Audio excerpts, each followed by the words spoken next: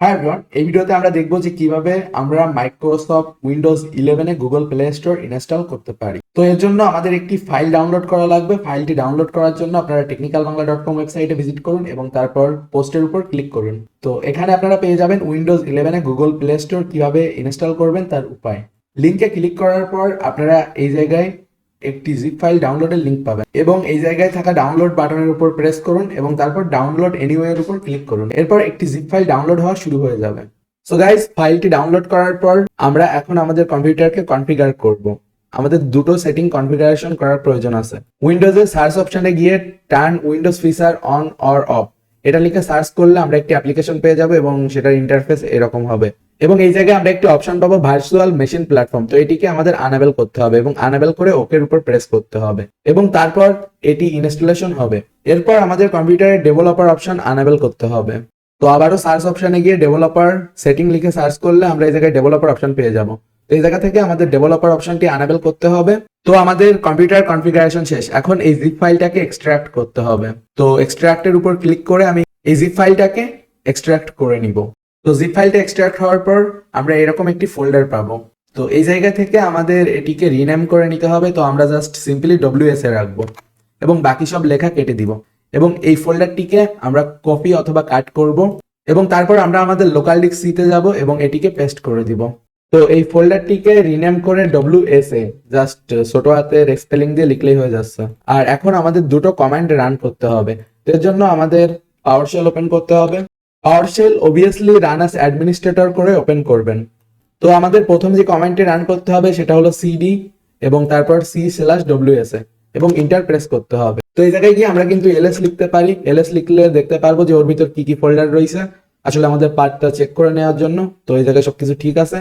আর এরপর আমাদের অন্য একটি কমান্ড রান করতে হবে, সেটা হলো add apex package register apex manifest .xml এই কমান্ডটা। তো এটা আমি এই জায়গায় পেস্ট করে দিলাম। সো গাইজ, আমাদের ইনস্টলেশন কমপ্লিট হয়ে যাওয়ার পর আমরা স্টার্টের উপর ক্লিক করে উইন্ডোজ সাবসিস্টেম ফর অ্যান্ড্রয়েড এটার উপর ক্লিক করলে আমাদের সাবসিস্টেম এভাবে চলে আসবে। তো এই জায়গায় গিয়ে আমরা যদি ফাইলের উপর ক্লিক করি তাহলে এই জায়গায় শেয়ার মাই ডাটার উপর ক্লিক করতে হবে। তো এরপর আমাদের উইন্ডোজ সাবসিস্টেমটা স্টার্ট হয়ে যাবে এবং আমাদের সামনে আমাদের ফাইল ম্যানেজার চলে আসবে।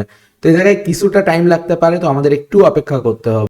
সো গাইস, ফাইনালি আমাদের সামনে এরকম আইছে Google play protect is turn on. আর এই জায়গায় আমরা দেখতে পাচ্ছি যে ব্যাকগ্রাউন্ডে আমাদের ফাইল ম্যানেজার চলে আইছে আর এই জায়গায় ডিভাইস দেখাচ্ছে পিক্সেল 5।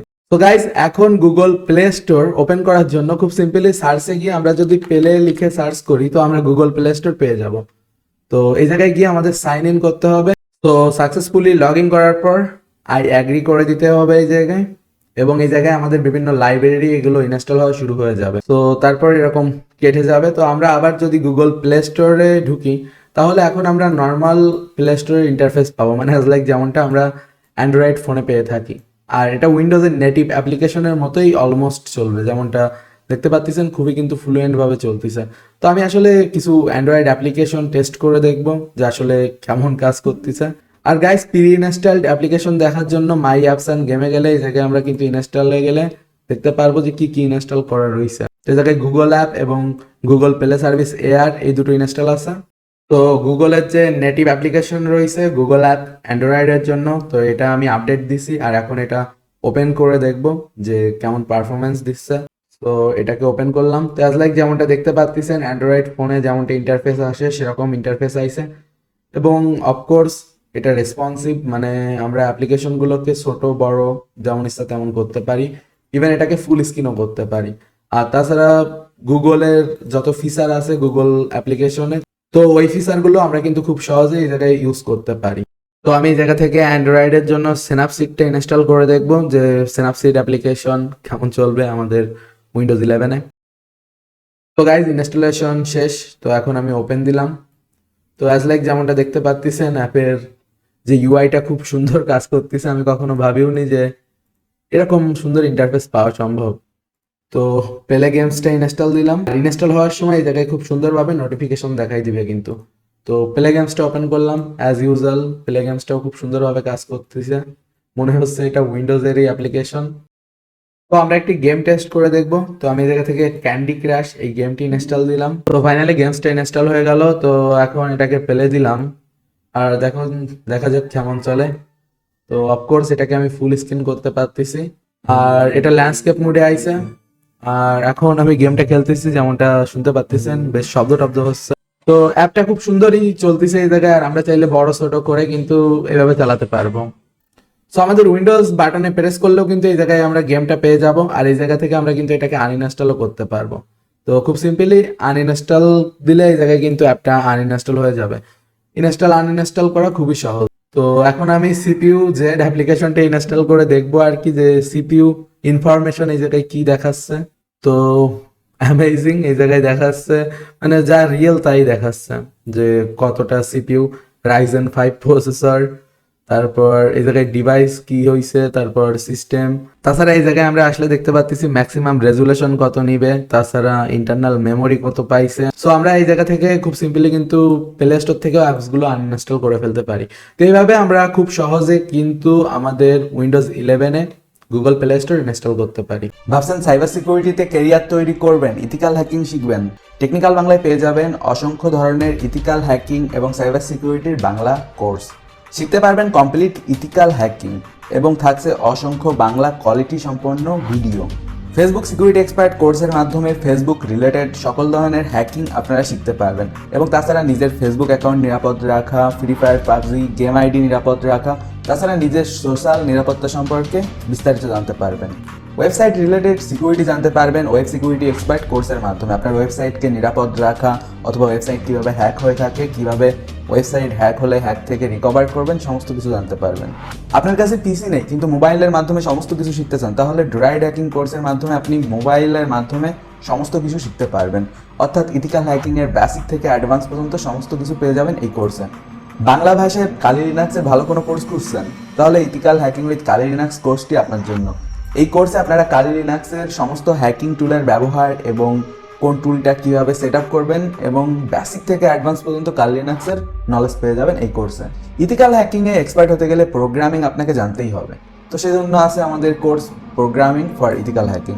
নেটওয়ার্ক সুরক্ষা সম্পর্কে বিস্তারিত জানতে চান, নেটওয়ার্ক, ওয়াইফাই, মোবাইল সিগন্যাল, এগুলোর সিকিউরিটি বিষয়ে আপনি কাজ করতে চান, তাহলে নেটওয়ার্ক সিকিউরিটি এক্সপার্ট কোর্সটি আপনার জন্য।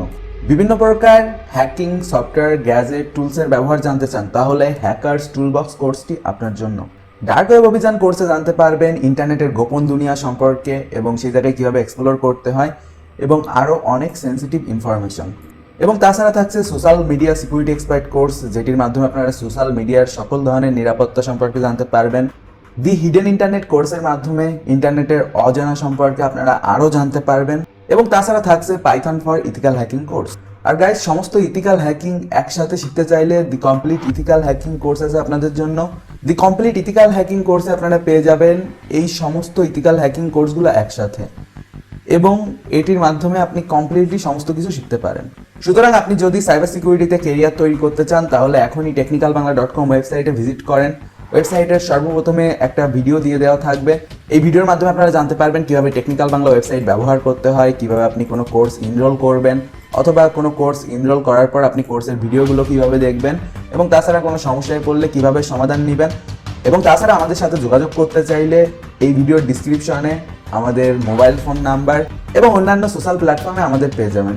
গুগল প্লে স্টোরে গিয়ে টেকনিক্যাল বাংলা লিখে সার্চ করলে আমাদের অ্যাপস পেয়ে যাবেন। এবং তাছাড়া টেকনিক্যাল বাংলায় থাকছে বেশ কিছু ফ্রি ইথিক্যাল হ্যাকিং এর কোর্স। সুতরাং দেরি না করে এখনই আমাদের প্ল্যাটফর্মে যুক্ত হয়ে যান। একজন প্রফেশনাল ইথিক্যাল হ্যাকার হতে গেলে আপনাকে কোর্সের পাশাপাশি বিভিন্ন ধরনের ডিভাইসগুলো ব্যবহার করে শিখতে হবে।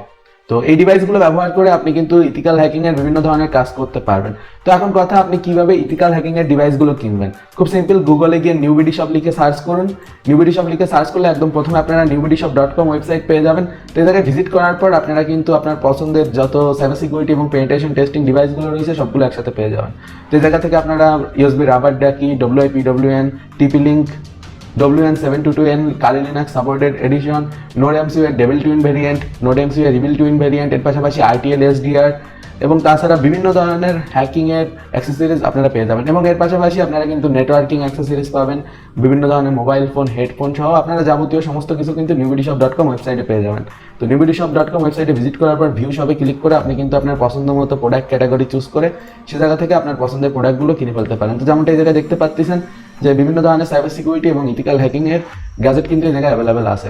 আর গাইস, তাছাড়া কিন্তু আপনারা নিউবিডি শপের ফেসবুক পেজে যোগাযোগ করতে পারেন। তো ফেসবুকেও নিউবিডি শপের অফিসিয়াল ফেসবুক পেজ আছে। আর আপনারা যদি নিউবিডি শপের সাথে সরাসরি কথা বলতে চান, এই নাম্বারটায় ফোন দিলে সরাসরি আপনি যোগাযোগ করতে পারবেন।